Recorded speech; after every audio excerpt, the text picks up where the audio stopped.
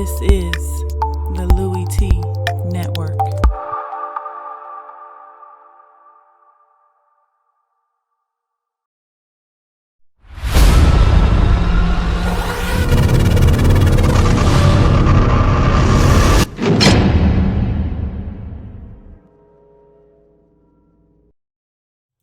Who else could it be but me, your me, Louie Tee?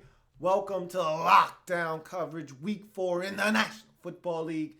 Los Angeles Rams taking on the Arizona Cardinals. A little bit of NFC West family business. You know how this goes. You already know how this goes. I shouldn't have to tell you, but I'm going to tell you anyway.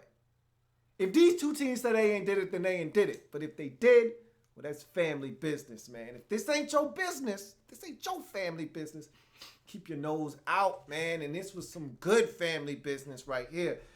Big game with big implications. Rams came into this game sitting pretty at 2-1, looking to go to 3-1 and take the lead in this division. Meanwhile, Cardinals staring 1-3 in the face. 3 of their first 4 games have been at home. This would be their second home loss of the season if they weren't able to get this one, looking to get back to 500 on the season and save face in the first quarter of the season at 2-2. So this one had huge ramifications because you need this one. It's a division game. It's a home game. And the Rams right now are atop of this division. You needed to get this W to knock them down a rung and make sure you protect the house within the division. So this one had a lot riding on it for an early season game. We'll get to the breakdown here in a second. But first and foremost, if this is your first time on the channel, welcome. And subscribe to the Louie Tee Network for more content in 2016 and beyond. Also, if you have a Twitter, guess what? So do I. At In the Lab Room is the Twitter handle. Go ahead and give me a follow. If you're on Facebook, what do you know? I got one of those too. In the Lab Room is the Facebook page. Go ahead and give me that thumbs up while you're there. If you happen to be watching this and on Twitter, shoot me a message using the hashtag LouieTeeLive to have your comment read on the air. Or if you're watching in the YouTube chat box discussion, go ahead, use the hashtag LouieTeeLive. That being said, let's jump into this breakdown, man. A lot of things happened in this game, and not a lot of it was good for either team, but one had the most good things happen for them, and they were able to come out victorious. Let's jump into this breakdown. Likes, dislikes, banana in the tailpipe is the way I like to do it.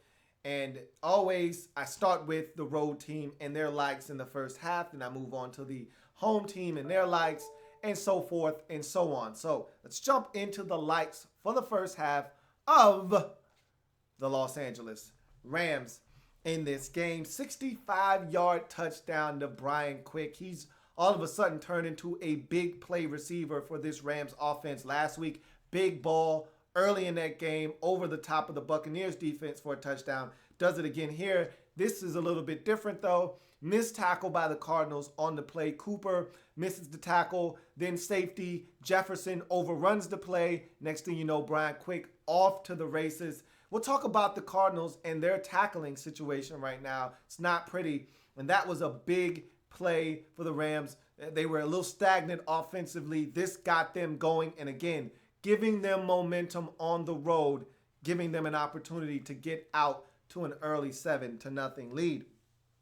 Tremaine Johnson's play, I've said this many a times in the past, he was the better of the two corners between he and Janoris Jenkins.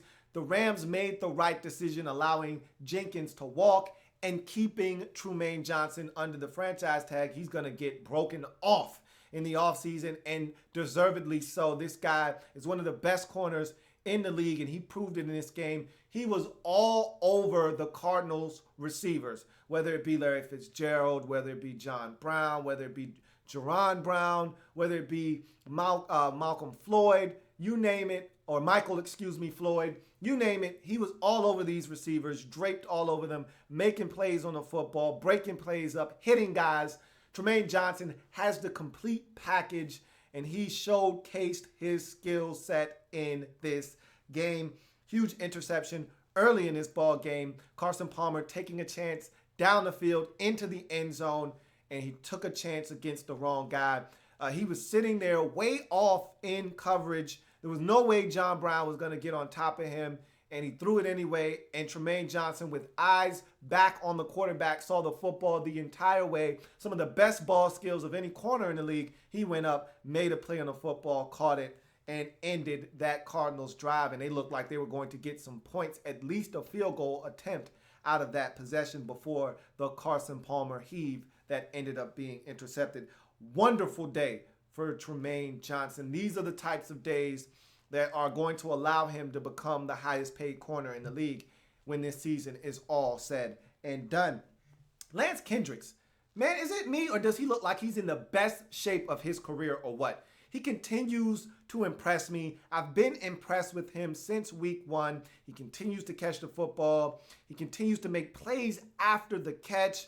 I'm really impressed with Lance Kendricks, and he was the go-to receiver in the first half of this game. Continues to make plays, not only catching the football, but running after the catch. Love what he brings to this offense. I thought Tyler Higbee was going to be that guy, but instead Lance Kendricks has assumed the role as the pass-catching threat in this offense at the tight end position. Let's go to the Cardinals in their first half likes. David Johnson. I talk about DJ probably every single week. This guy is extraordinary. I feel like he needs to touch the football more. I think they need to run screen game with him more, get the football in his hands out of the backfield as a pass catcher more. They need to hand it to him a little bit more. This guy should have 20 rushing attempts every game, and he should catch it out of the backfield at least 3 to 5 times every single game. And I don't think they're using him enough, and he's so dynamic. He makes so many plays for this offense. Did have a big mistake in a boo-boo in this game. We'll talk about that a little bit later on, but David Johnson needs to touch it more. John Brown. Sheriff John Brown is a problem. 10 grabs, a $144 in this game. He was the big play guy in this game for Carson Palmer, the one guy he was comfortable throwing the football to. Larry Fitzgerald really never got in the rhythm of this football game.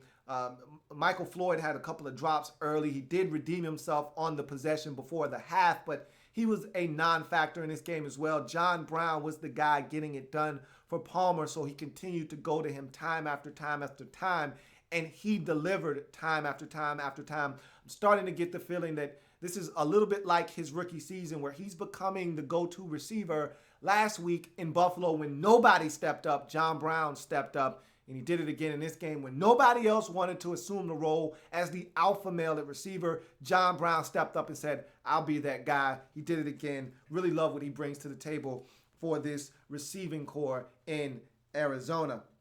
Late first half touchdown to tie the game at 10. Like I said, Michael Floyd had been struggling, had a couple of drops early in the game, was well defended by Trumaine Johnson earlier, but found a way to get loose. They moved him to the other side of the field away from Trumaine Johnson, and he was able to get loose, make a play to get them down there, and then made the play for the touchdown to get into the end zone and get this game knotted up at 10. Great drive right before the half to tie the game up at 10. I had the feeling at that point, okay, they're even. Now they're going to leave these boys in the second half, and it never came to fruition. I keep waiting for the Cardinals to flip that switch, to turn it up, and become the team that we know that they can be, but they just don't seem to have that in them. But at that time, that's how I felt as the game went to halftime, knotted at 10. Let's go to the first half dislikes for both teams. We go back to L.A. Giving up the late first half touchdown to tie the game. I thought they dominated the first half defensively. They were hitting guys. They were really making plays on the football. They were making the Cardinals uncomfortable. Offensively, they did enough to control the pace of the game. This is what the Rams want to do. They don't want to shoot out like they had last week with Tampa Bay. That's not their identity. They're not going to win a bunch of those. They want to muck the game up. They want to slow it down to a snail's pace. They want to limit the amount of possessions that both teams have. They want the score to be under 20 because that's where they're most comfortable. And they did that in the first half of this game. They mucked the game up. They limited the possessions of both teams. They kept it to a low-scoring affair. This is right in their wheelhouse. And so I thought they did everything well except finish the first half. If they could have found a way to keep the Cardinals out of the end zone and hell, even forced them to kick a field goal, you go up feeling good about yourself, 10-6, possibly 10-3 at the half, feeling like you dominated, which you did. And so you felt like they let a golden opportunity slip away from them in terms of going to the break with a lead and feeling good about what they had done in the first half. That was the only thing that I disliked. I thought they dominated and they got the Cardinals to play the brand of football that they wanted them to play. The Cardinals want to run it down the field. They want it to be a track meet. The Rams want the direct opposite, and they got the Cardinals to play in their sandbox, to play in their wheelhouse in this game in the first half, and so I don't have any other dislikes. You go to the Cardinals in the first half of this game and their dislikes. Pat P with a holding penalty that gives the Rams a first down on third down. They were going to have to punt the football. He gives up a holding penalty. Instead, they get a new set of downs. 3 plays later, 65-yard touchdown to Brian Quick for the first score of the game. Those are the types of penalties you can't have. They come back to hurt you. And in a game where you lose 17-14, that was a huge penalty indeed. Missed tackles. This is a Cardinals defense that I don't really know. I don't know these guys. I'm not accustomed to seeing the Cardinals struggle in the way that they're struggling. I'm used to the Cardinals being a sure tackling football team. They come up, they make you make plays, and if you throw underneath the sticks, like they did to Todd Gurley on one play on 3rd and 8 late in the ball game, they normally come up and tackle you. Lance Kendricks in the first half with a catch for 5 yards, 3 yards short of the sticks on 3rd and 8. 2 missed tackles later, he picks up 9 and a first down. The 65-yard touchdown to Brian Quick. Cooper had an opportunity to make a tackle. He misses. Tony Jefferson takes a poor angle. Next thing you know, 65 yards later, he's in the end zone. These are the things I'm not accustomed to seeing from the Cardinals, but they are struggling to get guys down on the field. Lance Kendricks in the second half catches a pass over the middle of the field, stiff arms the first defender, runs for another 15 yards, takes a 10-yard gain, turns it into a 25-yard gain. These are the things the Cardinals didn't used to have happen to them. Now, all of a sudden, it's happening on a consistent basis. Jermaine Gresham with a holding penalty that really killed a scoring opportunity for a touchdown. They got all the way down to the 1-yard line. Chris Johnson with a beautiful run gets them inside the 1-yard line. They're going to get a touchdown. Next thing you know, the yellow hanky comes out at the end of that play, holding on Jermaine Gresham, sends them back to the all the way back to like the 16 or 17-yard line, puts them in a long 3rd down distance situation. They end up having to settle for a field goal. It's those types of plays that kill you, and penalties were the worst enemy of the Cardinals on this evening, and they struggled with penalties in this game. That was another huge one. I already talked about the Pat P penalty and how that one impacted them. 3 plays later, Brian Quick in the end zone for a 65-yard touchdown. This penalty hurt them, took 7 points off the board, if you ask me.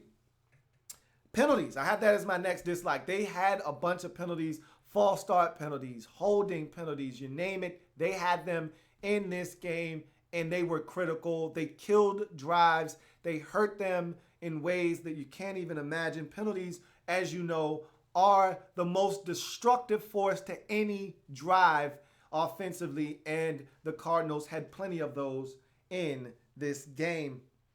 Trumaine Johnson's interception of Carson Palmer. Look, you can't throw that if you're Palmer. You can't make that mistake. You're going to get points there. He was sitting on that route. He was playing 10 yards off. You weren't going to get John Brown deep there. And this is what we talked about when they played New England. They don't have the patience to pick their way down the field. They want everything to be quick, fast, and in a hurry.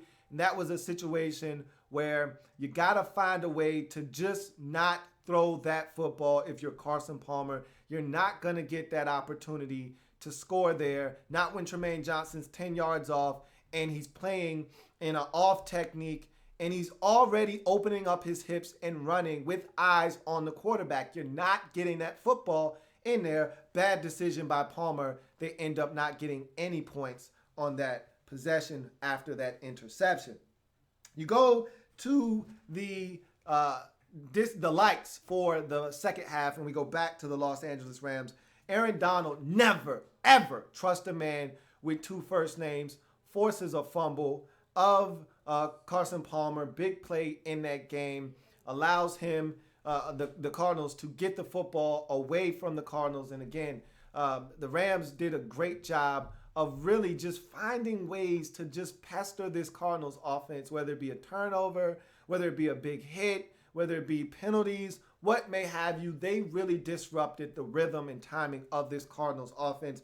And Aaron Donald never, ever trust a man with two first names, making a huge play. His first sack of the season was a big one as he forced a fumble that the Rams would recover.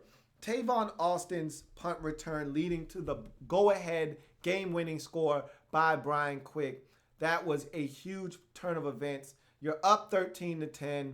You have an opportunity to wrap this thing up. Palmer goes down with the injury, and so you feel like, okay, this is an opportunity if you're the Cardinals to win this game, and the Rams come out with the secret weapon known as Showtime, Tavon Austin.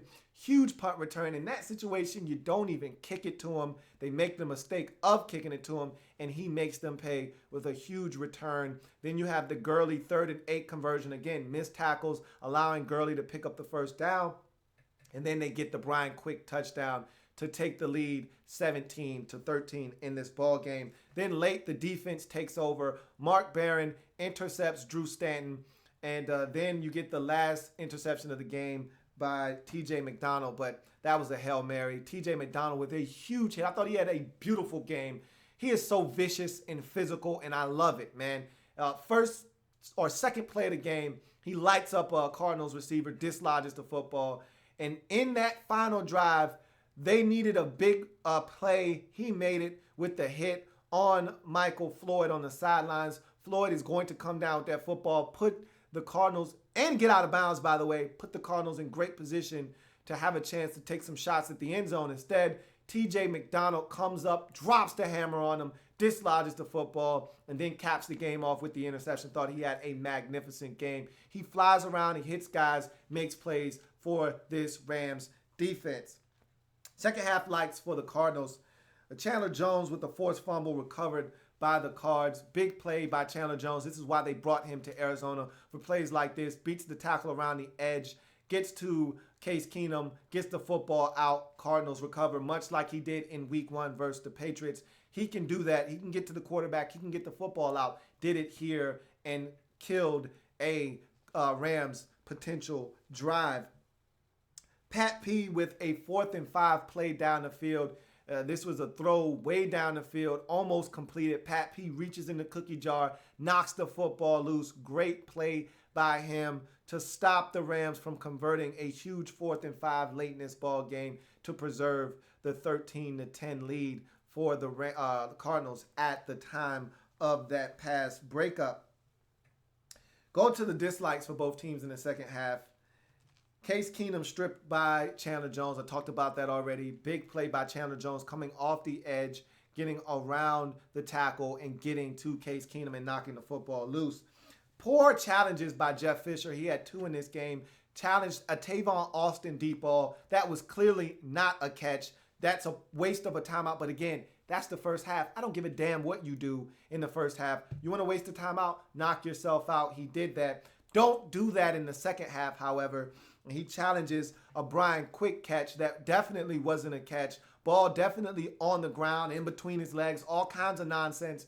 Poor waste of a challenge. That was his second and final challenge, by the way, and it cost his team a timeout, their second of the half. Luckily enough for him, they weren't trailing in this game, or else he would have looked at himself and said, you damn fool for wasting 2 timeouts in the second half, especially the second one on a Brian Quick incomplete pass that was clearly incomplete. Penalties and sacks destroy a Rams drive. You got 2 penalties, one on Greg Robinson at left tackle. After he gets beat for the sack for his fumble by Chandler Jones, he hog ties him and tries to put him in a sleeper. That knocks them back after a huge Case Keenum run of 25 yards that gets them inside the Cardinals' 10-yard line. You take that 25-yard run, wipe it away, and tack on another 10 yards, and you're talking about a net of 35 yards in the wrong direction for the Rams. Then on top of that, you get a Wegman false start penalty, and it takes a situation where you're inside of Cardinals territory with a chance at a field goal to now back in Rams territory, your own territory, with a long down and distance situation that they would not convert and ultimately had to punt. That was a really bad sequence for the Rams. You're in a situation where you're going to get points potentially with a field goal at worst to now having to punt because of a couple of penalties and then a sack to follow to put the exclamation point on them not getting any points on that possession. Another penalty negates a Keenum play. Case Keenum extends with his legs. I kill Case Keenum because of the lack of consistency within the pocket. But the one thing Case Keenum can do is extend plays with his legs. He did it again on this play. Gets outside the pocket, buys some time. The Cardinals defense has to react and respect him running because he had already done it for 25 yards, despite it being negated by a penalty. He had already showcased the legs and the wheels. They come up, he throws the football to Lance Kendricks, who then picks up a huge gainer on that play. All for naught, as another penalty negates that play, forces them to have to end up punting the football. Yet again, penalties were huge for both teams in this game, negating some big plays throughout the course of this ball game. You go to the Cardinals in the second half of this game. Palmer turnover as he is sacked by Aaron Donald and fumbles. We talked about that already. Donald making a big play. Never, ever trust a man with two first names as he gets in there and gets the football out as Carson Palmer is looking to deliver the football down the field. Settling for a field goal inside the Rams' 10-yard line. Look, this is not a high-scoring game. You were aware of that by now in the second half. You need touchdowns, not field goals. You get down there and have to settle for a field goal. Those are the types of things that are going to stop you from winning football games. You got to get in the end zone if you are the Arizona Cardinals. This is not the time for kicking field goals.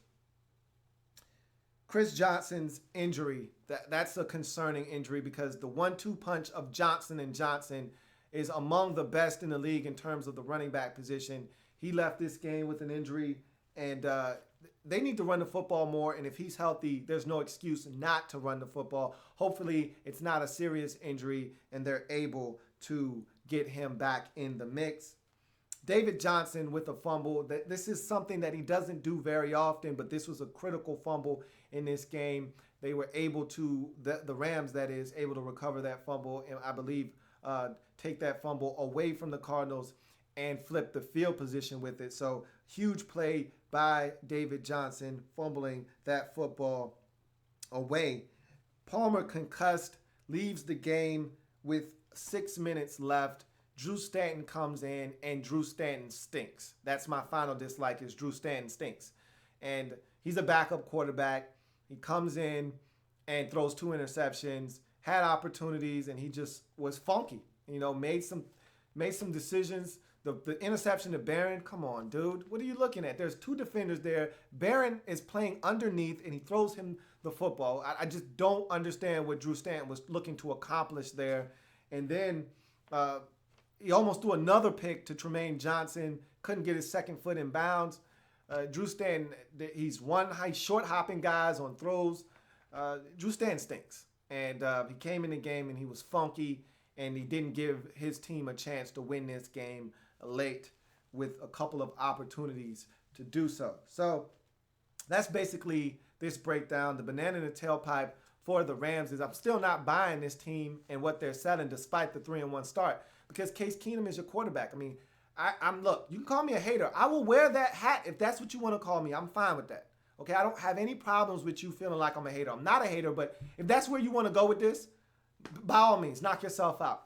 Case Keenum is not good enough to take this team where they want to go. There's a glass ceiling on this Rams football team, and it's because Case Keenum is your quarterback. You want me to tell you why Todd Gurley doesn't have a 100-yard rushing game since last year and hasn't rushed for 100 yards in over 10 games? Because Case Keenum is your quarterback. That's why. Because teams don't respect Case Keenum down the field to make them pay. They're stacking the box. Every team shows up on Sunday and says, we're not going to let Todd Gurley beat us. And the Rams have to be fine with that because they don't have any recourse. They can't say, oh, you're going to stop Todd Gurley? Well, we're going to make you pay. That's not who the Rams are. They don't have the adequate weapons. They don't have the quarterback. This is a one-dimensional team. And right now, the defense is that one dimension. Offensively, they're doing just enough. They got a big boost from Tavon Austin in the returns game. If not for a missed tackle by the cornerback of the Cardinals, you don't get an offensive touchdown that you earn on your own, because if not for the Tavon Austin return, you don't get down there again to score the second touchdown. This offense is limited, and it's limited because of who your quarterback is, and it's going to catch up with you. How many more games are you going to win scoring less than 20 points? This defense is good. They're not great. And so I'm not convinced. I'm just not convinced that they can keep winning, scoring 17 and 9. The Buccaneers defense is sorry. So you scored 37 on them. You're not going to keep doing this. You're not going to keep winning games with subpar offense and just enough special teams and defense.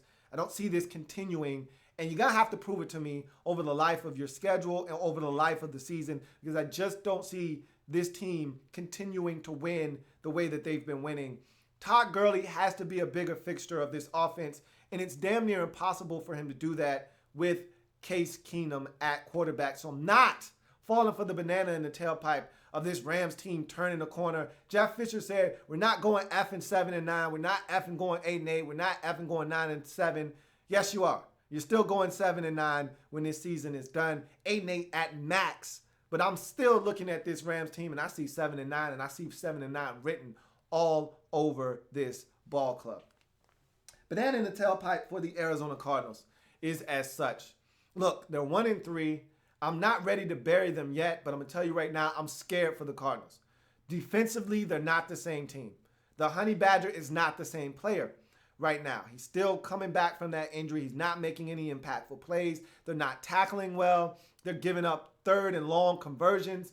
Guys are running wide open in the secondary. They're not the same defense. This is not the same team. They're giving it up on offense. They're making mistakes. They're turning the football over. Carson Palmer, I talked about him pondering and contemplating retirement. He's playing like a quarterback who contemplated retirement in the offseason. They're not the same offense. This team is struggling, and I don't know if they're going to be able to right the ship or not. I'm not buying that this team is dead yet, but I will say this much. I'm not buying this team as a division winner this season. If they make the playoffs, it's going to be through the back door. Okay? This team is not good enough to beat Seattle consistently. They're not good enough, as you just saw, to beat the Rams. They struggle with the Rams. They lost to the Rams. Did they get swept by the Rams last year? They may have been swept by the Rams last year. I know they lost in Arizona to this Rams team last season. They struggle with the Rams, and they're struggling right now. And I don't like what I see out of Arizona. And at 1-3, there are many more questions than there are answers in Arizona. And we just didn't see that going into the season from this Cardinals ball club. I'm not going to kill the Arizona Cardinals season just yet, but I am no longer falling for the banana in the tailpipe that, oh, the Cardinals will turn this around. I'm not falling for that anymore. This team has to earn it. I'm not just going to go off of past history and say, oh, they'll flip the switch, they'll get it rectified, they'll figure it out. I'm no longer falling for that banana in the tailpipe. The Cardinals are just like any other team now. They are no longer immortal. They're immortal just like everybody else. And now they got to struggle just to survive, just like everybody else. Let's get to your comments and see what you have to say. And the comment section is lit up by my man B.E. Brian Emerson says, B.A. needs to learn to run the damn ball more with DJ. Agreed. B.A. needs to, we already read that one. Oh, B.A. needs to learn to run the ball, give him more than 17 carries. That's not enough. Agreed. Defense needs a lot more help. We have no number 2 corner, and getting pressure is still an issue. Agreed. I love B.A. as a head coach, but if he can't learn to run the ball more and pass less, I don't think he's our head coach for much longer, and it sucks to say that. He'll figure it out. I think he's a pass-happy head coach. We've seen him before. We've seen this movie how coaches who love to throw the football fail to run it. We know how this movie ends. At this point, I don't care what our record is come season's end. Just get us into the playoffs.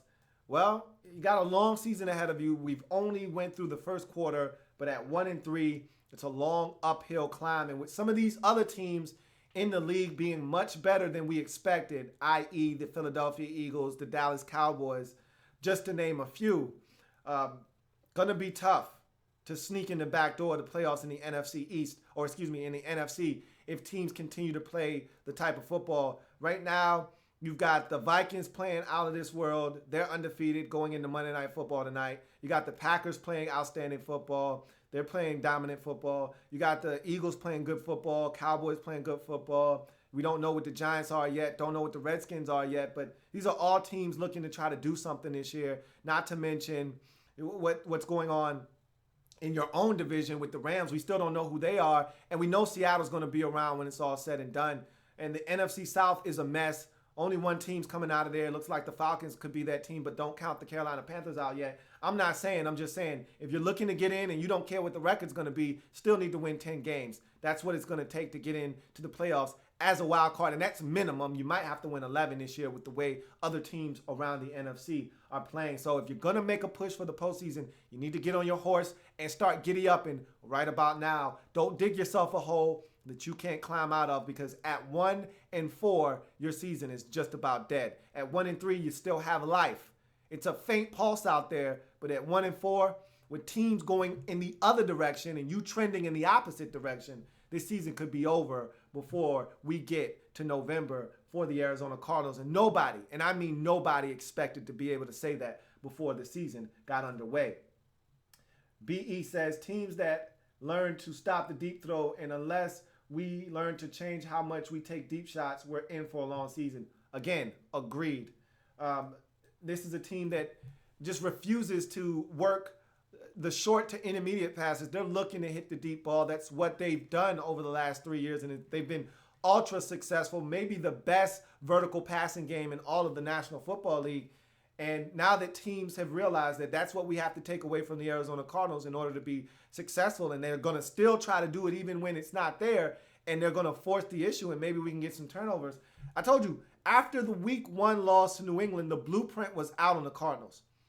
It's a copycat league, and if it's not broken, other teams aren't going to try to fix it. They're not going to try to reinvent the wheel.